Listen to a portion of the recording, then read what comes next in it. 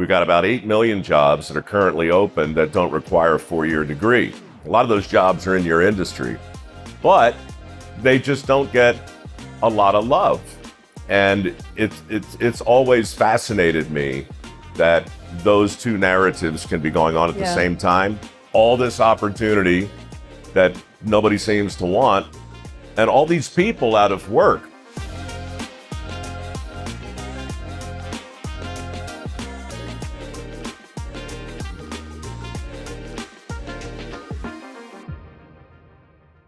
Welcome to The Power of Construction, filming live here at Groundbreak.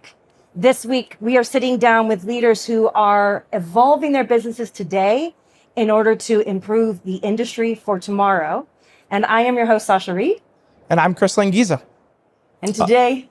Well, I was going to say I'm Mike Rowe, but I guess you probably still do that, right? You can do that. All right, well, I'm Mike Rowe. Hi. It's great to have you here today with us. Thanks. Honestly, Mike, you really don't need an introduction, but I'm going to give you one. Okay. So I'm glad you're a willing participant in this. Now, for those of you who have been living under a rock and don't know who Mike Rowe is, he has a very long, you have a long resume. And wide. Correct. There's a lot of varied things you've done. So he's probably best known for being the creator and the host of Discovery Channel's Dirty Jobs. And he's also been an Emmy-winning creator, and he's been doing this work, especially Dirty Jobs, is 20 years old. 21 years, yep. 21 years. Unbelievable. And he's been doing various other work-related television shows. He's a host, he's a narrator, he's also a podcaster, so this is not a new territory for you here. He launched the podcast The Way I Heard It. How many of you have listened? Hopefully those of you listening in have heard it as well, and that podcast itself has been downloaded nearly 300 million times. 410 million, but I'm not counting. Okay, who's counting? Do you get a nickel every time? Literally, one nickel. Yeah, good. You also have MikeroweWORKS, which is the MikeroweWORKS Foundation, and you have awarded nearly $7 million in work ethic scholarships. 12,200,000, actually. But again, who's counting, really? You know you're counting for your mother. I know the two of you are in competition. And it's safe to say that Mike is one of the premier spokesperson for our industry. So Mike, welcome back to Groundbreak and welcome onto the podcast. Thank you very much. It's great to be here. We were just talking backstage. This is kind of becoming a 3 times the charm. I think we started in 2016. That was Groundbreak in Austin. Yep. And then we did another one in Phoenix in 2019. Yes. And then you had me up to the mothership in Carpinteria. We did. Right? And now here we are again. So yeah, people will say we're in love. Well, or something. I don't know if it's me or Tui, actually, but I'll take it. Well, obviously with that resume, you've been quite busy. But most recently, you actually were at the SEMA auto show. And I believe you were unveiling a very special truck that had a very unique story. Tell us about what you were unveiling at SEMA and how you're going to be connected with that moving forward. Yeah, so this is going to be a big deal, and it's my first foray into the automotive world as a potential way to raise money for my foundation. But long story short, there's a TV guy some of you might know called Colby Donaldson. He was a contestant in the first season of Survivor, and then he went on to host a bunch of shows. And I'd never met the guy, but I ran into him in Montana about 1.5 years ago, and he said, "Look, I'm a fan of your foundation. I want to help you raise some money. What if we auction off a one-of-a-kind work truck at the Barrett-Jackson auction in January of 2025?" And people come to me all the time. They got ideas and pitches, and they're very nice, but I always nod and say, yeah, sure, that sounds great, knowing that, how are you going to make a truck like that? Colby calls some guys up at Sugar Creek in Ohio, and John Richardson, actually, it's a funny story. He owns the largest bacon facility in the country. He sells all the bacon you've ever eaten wholesale to the brands that you recognize, but he's also a crazy car guy. And he built this unbelievable garage, hired a couple of dozen techs at the absolute top of their game. And these guys agreed to take a 1964 Dodge Power Wagon and turn it into this beast that we just unveiled. 1,100 horsepower, Wow. 5 different frames, all fabricated really from scratch. It was unbelievable. People freaked out at SEMA, and I'm a little freaked out because it's now the main object of the Barrett-Jackson charity auction, and they say it's going to go for a pretty penny, and all the money will come back to our work ethic scholarship program, with a focus on automotive, because as I'm sure you know, the need for techs in that world is not much different than the need for skilled tradesmen everywhere. Right. So yeah, that's what happened in SEMA. It was awesome. Well, and Mike, that's like a perfect lead into your foundation, the Mike Rowe Works Foundation. You know, all these scholarships that you're doing to create training for tradespeople, you're leading a national effort to really reintroduce shop class into high schools. That is part of it. And look, thank you for the kind words. I'd like to tell you that it was always part of the plan. It really wasn't. Dirty Jobs in 2008 was the #1 show on Discovery, and it was in 200 countries, and people were paying attention to that. And then the economy tanked in 2009, and people started asking me why there were 2.5 million jobs at the time that nobody seemed excited about. Jobs that didn't require a 4-year degree, but required training, you know. So the Mike Rowe Works Foundation started in 2008 on Labor Day as a PR campaign for opportunity, mostly in the construction industry, but any opportunity that didn't require a 4-year degree. It evolved over the years. Now it's a scholarship program, but it's still a big PR push, because I don't think the problem's getting better by itself. You know, we got $1.7 trillion of student loans on the books. We've got about 8 million jobs that are currently open that don't require a 4-year degree. A lot of those jobs are in your industry, but they just don't get a lot of love. And it's always fascinated me that those two narratives can be going on at the same time. All this opportunity that nobody seems to want, and all these people out of work. You know, there's an amazing book I recommend by a guy called Nick Eberstadt. It's called Men Without Work. There's 7.4 million men in the country right now who are in prime working age who have affirmatively decided to not work in the trades or at all. They're just not working. So all of those things worry me. You know, I do think taking shop class out of high school back in the 70s was quite possibly the most harebrained decision ever made in the history of education.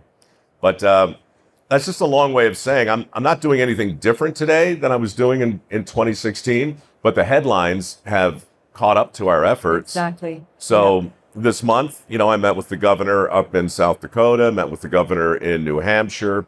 New programs are evolving as we speak to make a more persuasive case for the jobs that actually exist. So yeah, that's what we're up to.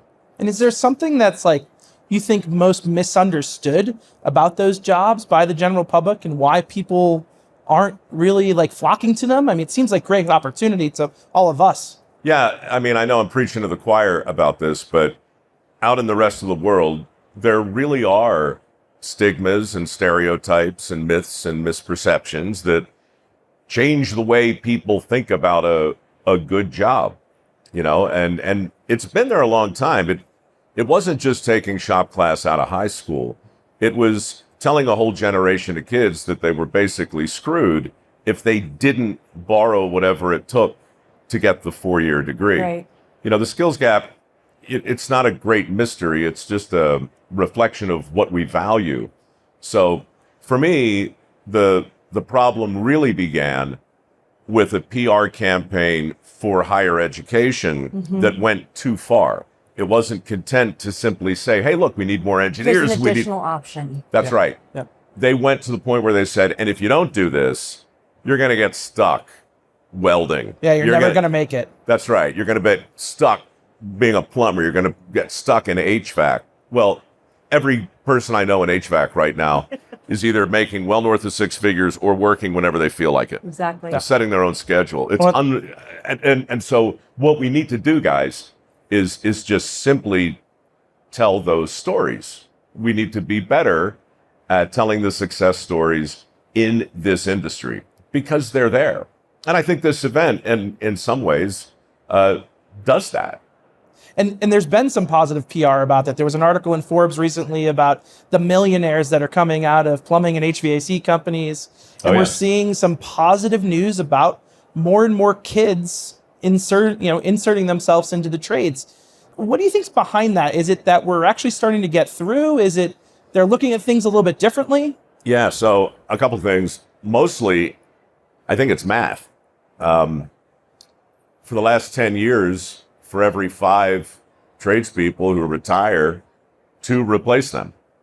I mean, you don't really have to be an elected official or an economist or a math major to understand that 5 leave, 2 come in again and again and again, over and over and over. So the pool of people who are available to hire from is getting smaller. Boomers are aging out. I mean, you guys know what's the average age in your industries, right? It just gets older every year and harder to recruit every year. And so, that's always been kind of a thing. But when you just add it up exponentially, it's become a clear and present existential threat. Real quick, I got a call. This probably sums it up better than anything. I'm talking to construction companies all the time about this. Big ones, small ones, medium ones, whatever. But I got a call from a company called Blue Forge Alliance. Ring any bells? Yep. Blue Forge Alliance is in charge of something called the American Submarine Industrial Base. And that's 15,000 individual companies who are collectively charged with building the next round of nuclear-powered submarines, Virginia-class and Columbia-class subs.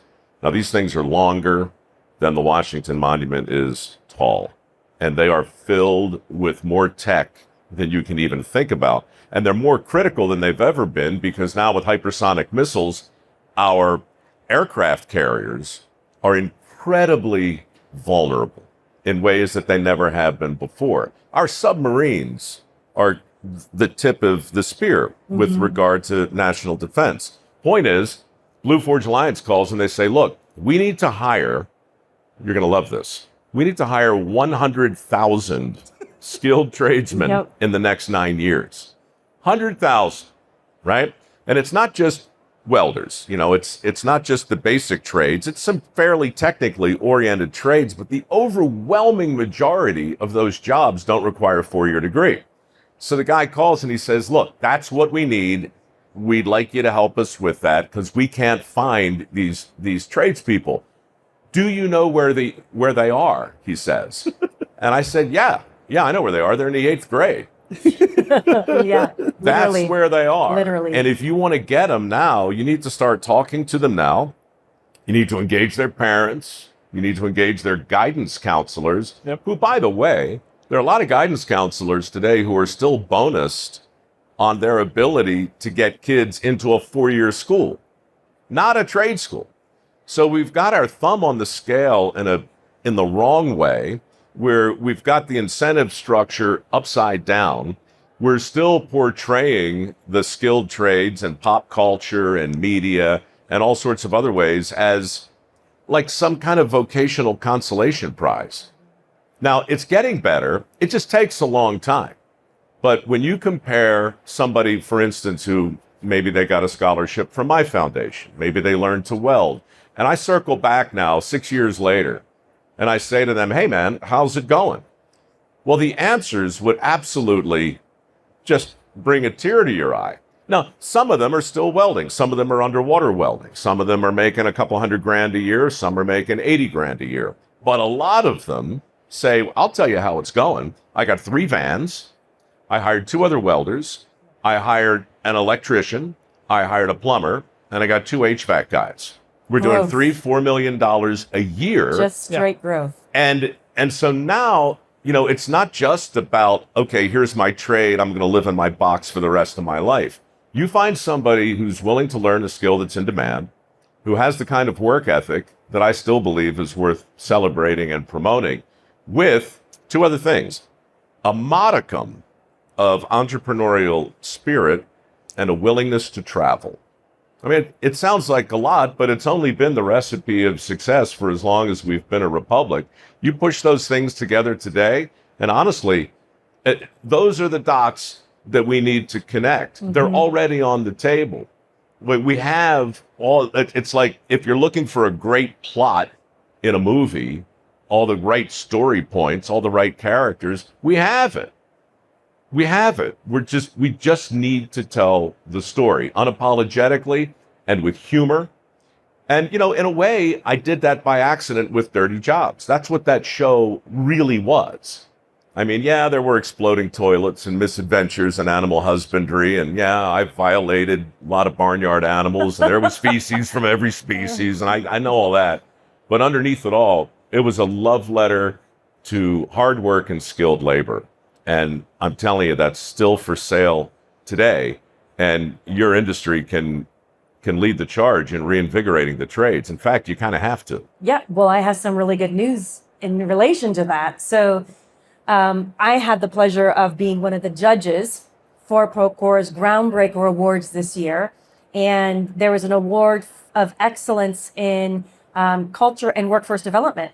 We had about 24 applications.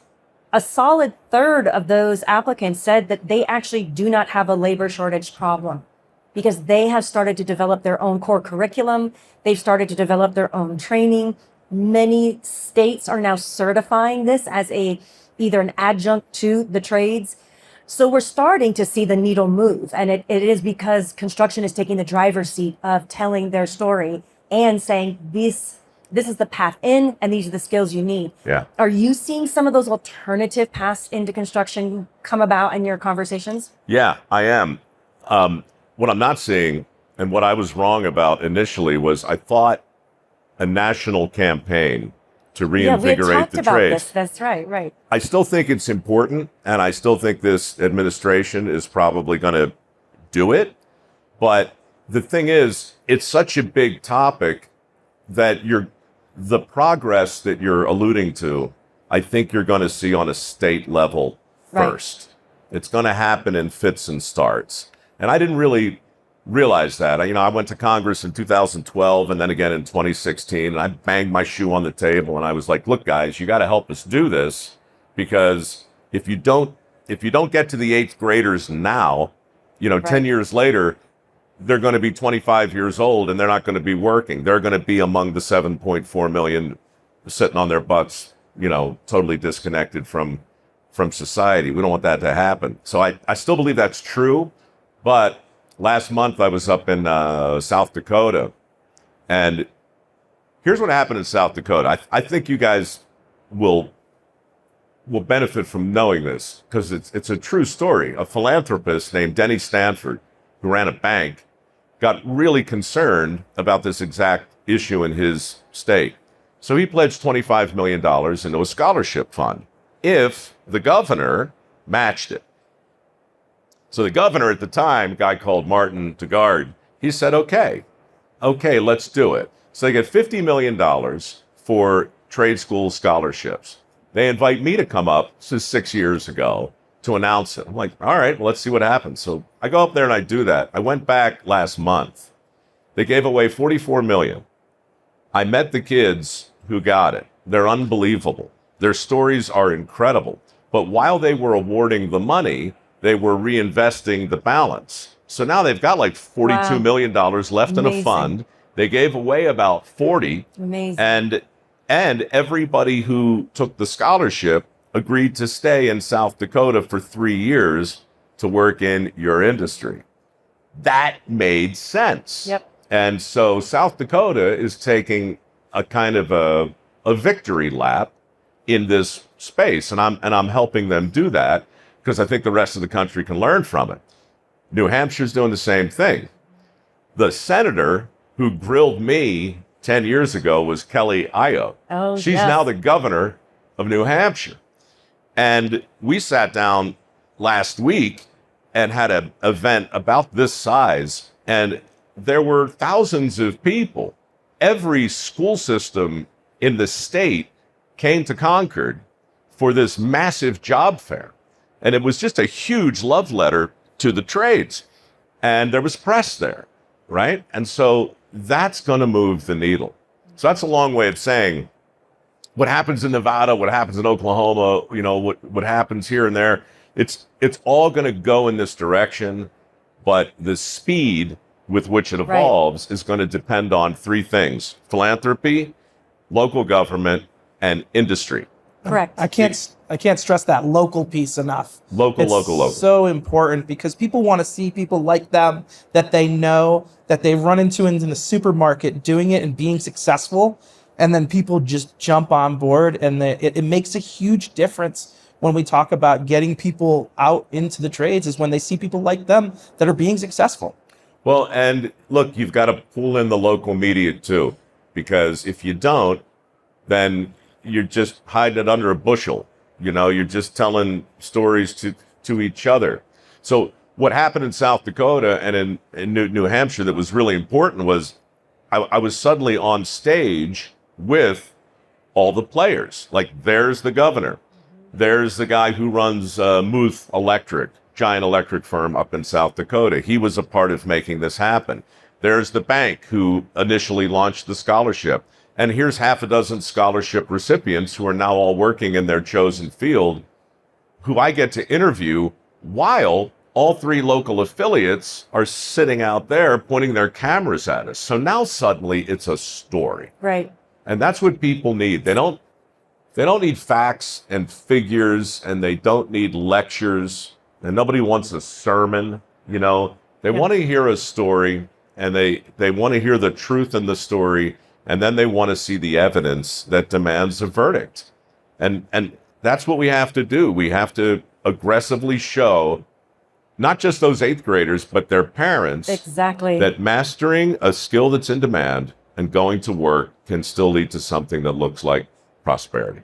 And I don't want to leave off another part of this conversation, which I think is equally as important. And the storytelling component is incredibly important, which is honestly a big reason of why we brought this podcast together, is we recognize there are so many leaders who are proactively solving some of these challenges, but there's no centralized repository of where those stories are being told. So we want to start alongside you and your podcast and what you're doing of bringing those leaders to the forefront so we can create greater awareness. But the other side of this, and I think it's a component, is what is that contractor as an employer to the employee? So when you talk about the statistics around those who are opting out of work, well, we can't just sit back and say, well, there's a group of men sitting on their hands not working. That just does not feel right to me. And I think that as we look at students and human nature, you're always going to have individuals who are going to want to do things with their hands. They're not going to want to sit behind a desk. So if we think about humans are still humans and there's still that demographic who is drawn towards construction, let's think about the employer side of that. What is it that employer is doing that is attracting and keeping those young people as they come in? And you did a great story recently on your podcast. You interviewed, I want to make sure I get it right, Matt Malone, who is the CEO of Groundworks. And as we're doing these interviews, we're hearing more about ESOP, that idea of the employee being part owner in the business. And we're starting to see a trend, which is those organizations have solid culture. They have robust training programs.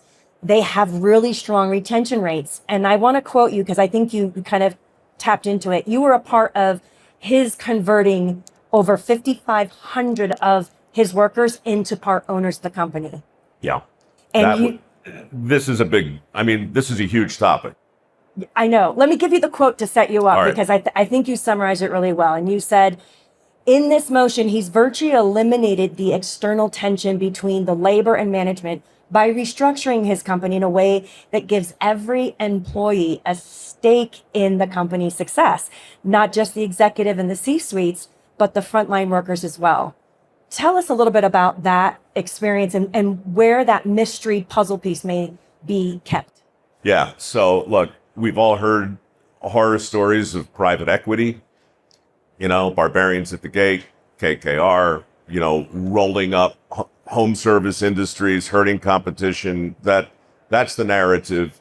It's been out there and it has happened. What's new is exactly what Matt did.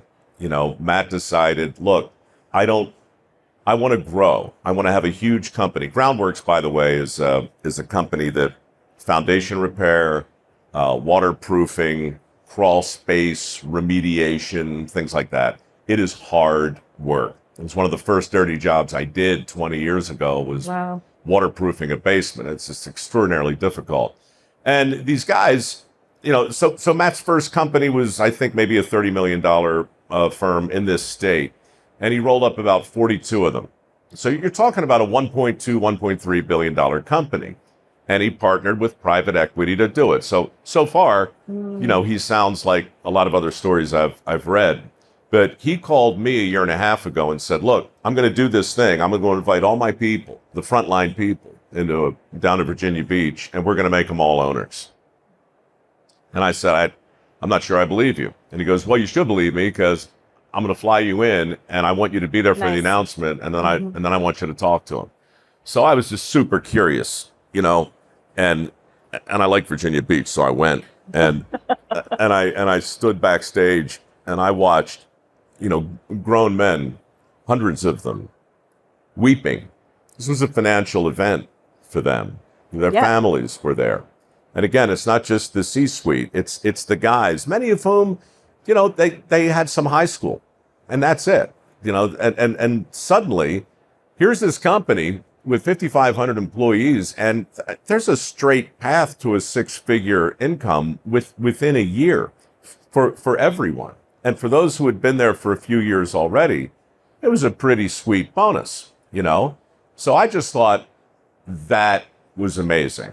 And I had Matt on my podcast because I do believe, as you've said, and I try not to get political and I try not to get over my skis with regard to unions and so forth. But what do you do as a union leader when your members suddenly become owners of the very company that you're negotiating with? That's interesting, right? Exactly. That's interesting. Exactly. And so interesting's the right word. yes. So all of that stuff is coming, and I know there are companies out there that are rolling up these small mom and pop HVAC operations, and we'll see if this next level happens for them. I'm hoping that it does. And I'm hoping that when it does, people get credit for it and we're able to tell that story. But I'm telling you, it does, we're turning a tanker around, like all these different issues, whether it's a home services company or whether it's shop class or whether it's the education component, all of these things are happening. And now there's like a political patina on top of all of it. That's also really interesting. I get calls every week from people on both sides of the aisle. And at first it made me feel a little schizophrenic, about like what the heck's going on. How to manage those two dichotomies. Yeah. Look, there's so many ways for me to blow myself up and say the wrong thing and wreck my business and get, I've got to argue from the middle. No one really cares what I think personally or politically, I don't think. But I take hope in the idea that this topic, it can get politicized, but fundamentally it's not. Exactly. We all need to work for a living. And everybody I know who runs a company, has a human resources issue and a recruiting challenge. But the final thought on this that I think also matters, it's not just, okay, here's the employer and here's the employee and here's the skills gap, here's the skills mismatch, here's what we have to do to get them together and so forth and so on. There's another group that needs to be engaged, and that's the biggest group.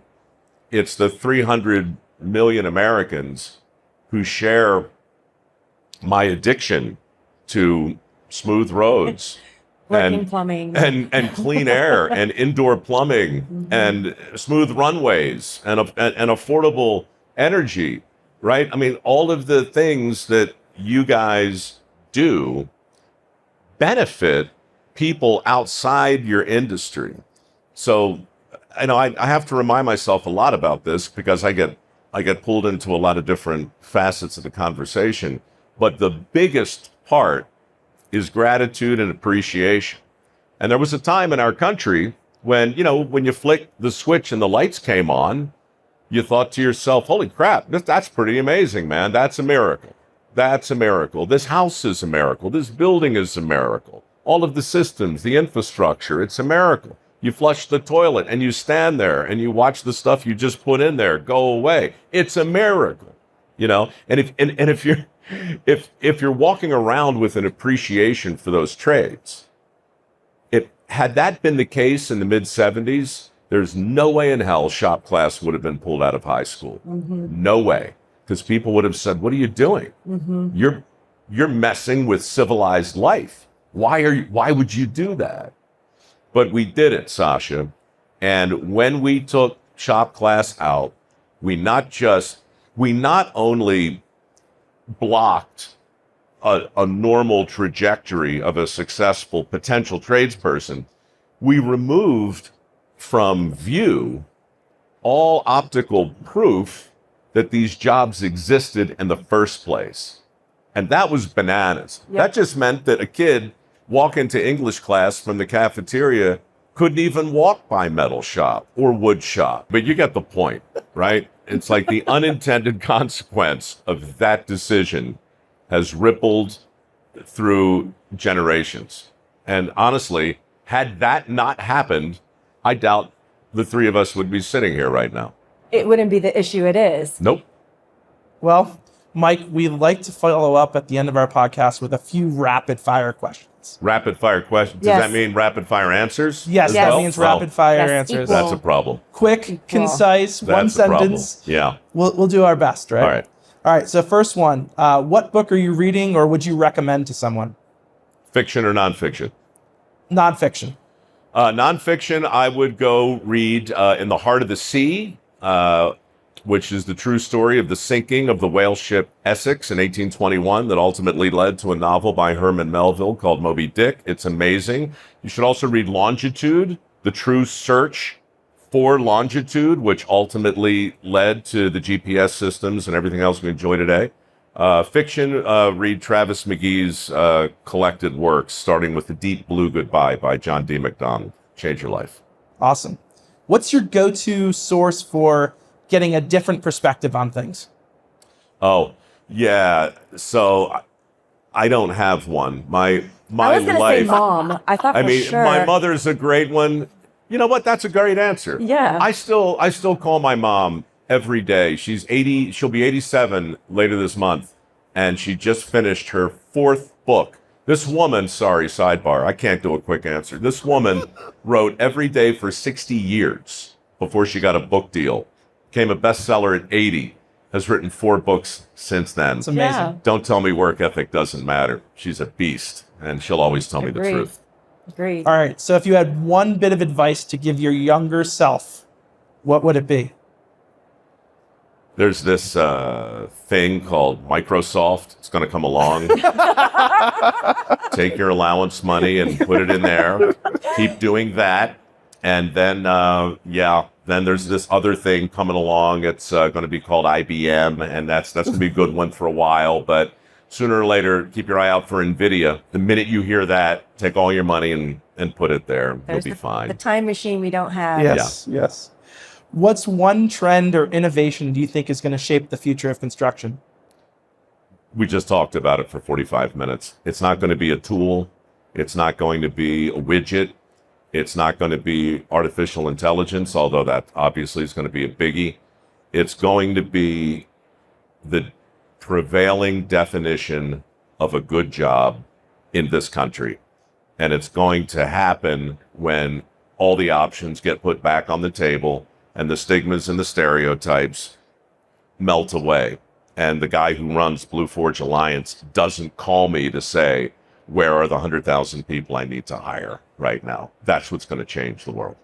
Thank you for the great social media clip, by the way. Sure. If construction had a tagline, what would it be? The tagline. Yeah.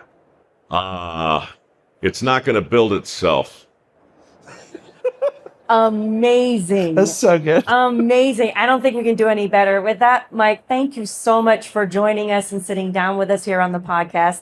You are always welcome at Groundbreak, and we appreciate you continuing to support our livelihood through your, I'll say, your craft and your skill of talking, because telling stories is really big for you, and you do a really good job at it. If you want to keep in line or keep in touch with what Mike is doing, keep your eye out for a new about to launch show, People You Should Know. It is exactly what we're talking about here today. Common Americans who are the superheroes walking amongst us. So thank you again, Mike, for being here with us today. Last shameless plug. We have a bunch of money at MikeroweWORKS. We're giving it away every year. If you know somebody who wants to get into this industry, we can help. It's mikeroweWORKS.org. It's burning a hole in my pocket. Yeah, apply for a work ethic scholarship. We'd love to help. We want to help you give it away. Excellent. All right. Thank you so much for joining us. And to those of you who are listening in and watching, if anything you heard today resonated with you, please like, subscribe, and share. And we'll keep bringing you the stories of leaders who are evolving their businesses through the power of construction. Thank you.